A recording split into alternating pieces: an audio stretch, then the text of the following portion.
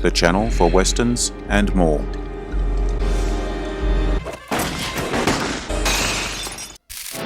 Starring Joan Crawford, Sterling Hayden, Mercedes McCambridge, and Scott Brady, with Ward Bond, John Carradine, and Ben Cooper. Daringly dramatic, thrillingly exciting, in gorgeous true color by Consolidated. Get it over with, Pete. Westerns loved by critics, but hated by fans. Following my recent video on westerns loved by fans, but hated by critics, I have a feeling this video might get controversial. Finding classic westerns that were universally loved by critics, but hated by fans, is tricky. Audience reception can vary widely, and isn't always well documented for older films. However, based on online sources and critical audience divides noted in reviews and discussions, I have 5 classic westerns that celebrate significant critical acclaim but faced mixed or negative reactions from general audiences, often due to controversial themes, subverted expectations, or stylistic choices. I've focused on films from the classic era and drawn from sources indicating critical audience splits, while acknowledging that hate may sometimes reflect polarized or lukewarm reception rather than universal disdain. If you enjoy this video, hit notification to get my new videos. Check out my channel and Facebook page. The links are in the description below. Comment, like, share, and subscribe. Let's get into it. A Fistful of Dollars, 1964, director Sergio Leone. Why critics loved it. This spaghetti western, the first of Leone's Dollars trilogy, is credited with birthing a new subgenre. Critics, especially later, praised its stylish visuals, Clint Eastwood's iconic Man with No Name, and operatic storytelling give it a 98% Rotten Tomatoes score.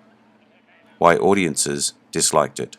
Upon release, some American audiences found its gritty, morally ambiguous tone, dubbed dialogue, and low-budget aesthetics off-putting compared to polished Hollywood westerns. The convoluted plot and lack of clear heroes confused viewers accustomed to John Wayne-style clarity. Evidence of divide? Critics saw it as a bold reinvention, but audiences in the US initially resisted its departure from classic western formulas, though it later gained a cult following. The Wild Bunch, 1969. Director Sam Peckinpah. Why critics loved it. Often cited as a landmark revisionist western, The Wild Bunch is lauded for its innovative editing, raw violence, and deconstruction of western myths. Critics appreciated its commentary on the fading Old West and Peckinpah's chaotic style, earning a 91% Rotten Tomatoes score. Why audiences disliked it. The film's graphic violence shocked late 1960s audiences, with some finding its bloodshed excessive or nihilistic. John Wayne reportedly hated its bleak tone, reflecting a broader audience discomfort with its anti-heroic outlaws and lack of romanticized heroism. Evidence of divide. While critics embraced its bold reinvention, many viewers were horrified by the violence and moral ambiguity, expecting a more traditional Western narrative. Gentleman of principle. He still had a principle or two. We're not getting rid of anybody. We're gonna stick together just like it used to be. When you side with a man, you stay with him, and if you can't do that, you're like some animal. You're finished. Dutch had dug for gold. He gave up big. 16 cases of rifles. We lost 1 on the trail. He stole it. Lo quiero vivo!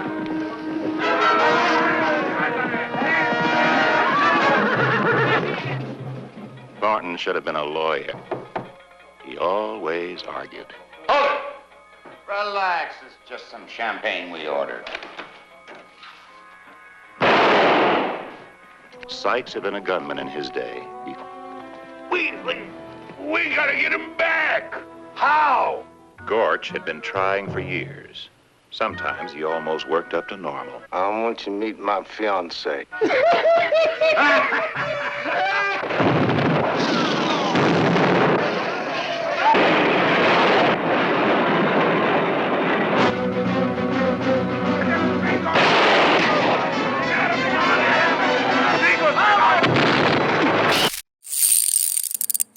Johnny Guitar, 1954.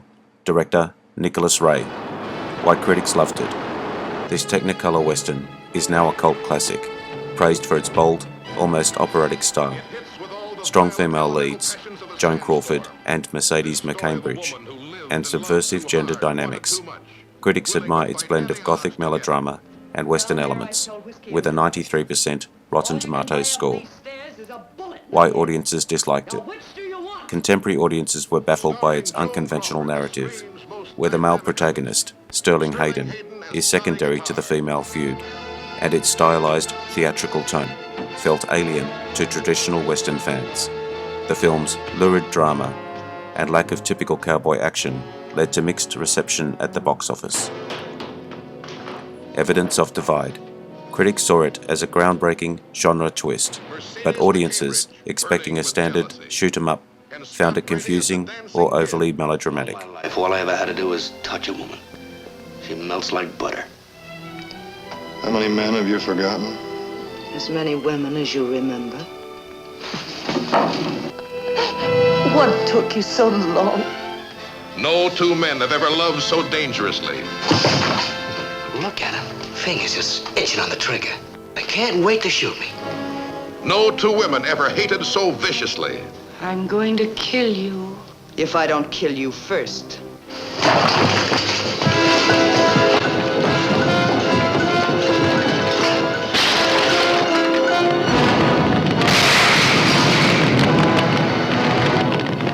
Johnny Guitar. It's destined to be one of the year's most acclaimed pictures.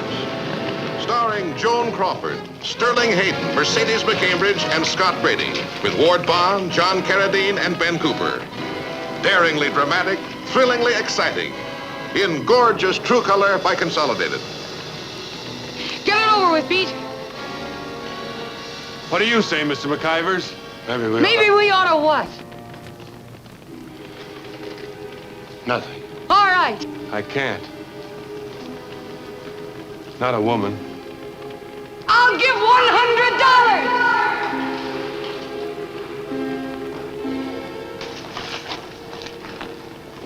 You'll have to do it yourself, Emma.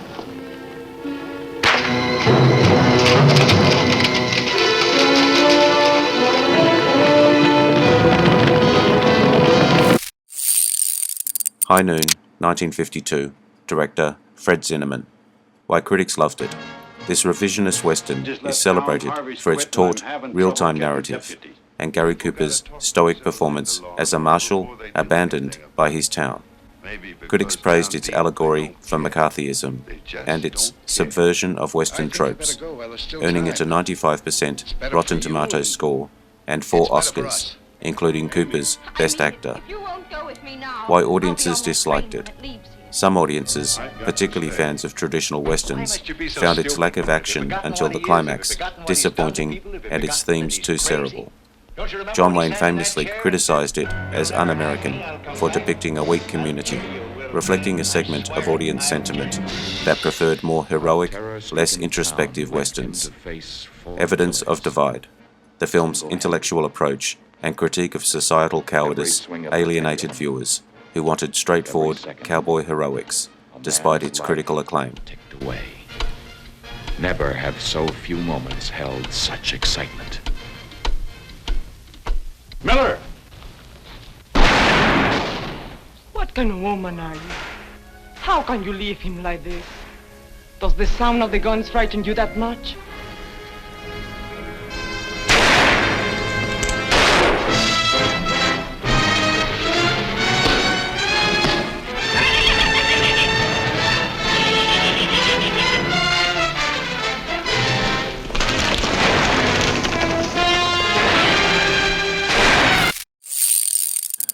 The Searchers, 1956. Director John Ford. Why critics loved it. Hailed as one of the greatest westerns, The Searchers is praised for its complex portrayal of Ethan Edwards, John Wayne, its stunning cinematography in Monument Valley, and its nuanced exploration of racism and vengeance. Critics, especially in retrospect, lauded its psychological depth and influence on filmmakers like Scorsese and Spielberg. It's often ranked among the best films ever made, with a 95% critical score on Rotten Tomatoes. Why audiences disliked it. At the time, some audiences found Ethan's overt racism and obsessive quest to rescue his niece from Comanche assimilation unsettling or unheroic. The film's dark tone and morally ambiguous protagonist clashed with expectations of traditional Western heroism, making it hard for some viewers to embrace. Modern audiences may also cringe at its racial politics, which depict Comanches as caricature villains, contributing to its diverse reputation. Evidence of divide. While now a critical darling, The Searchers didn't resonate universally with 1950s audiences expecting a clear-cut hero, and its portrayal of Native Americans remains controversial, alienating some viewers today.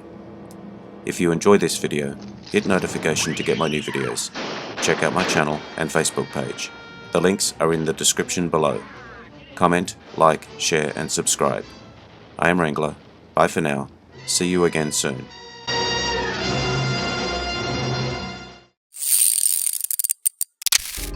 The channel for westerns and more.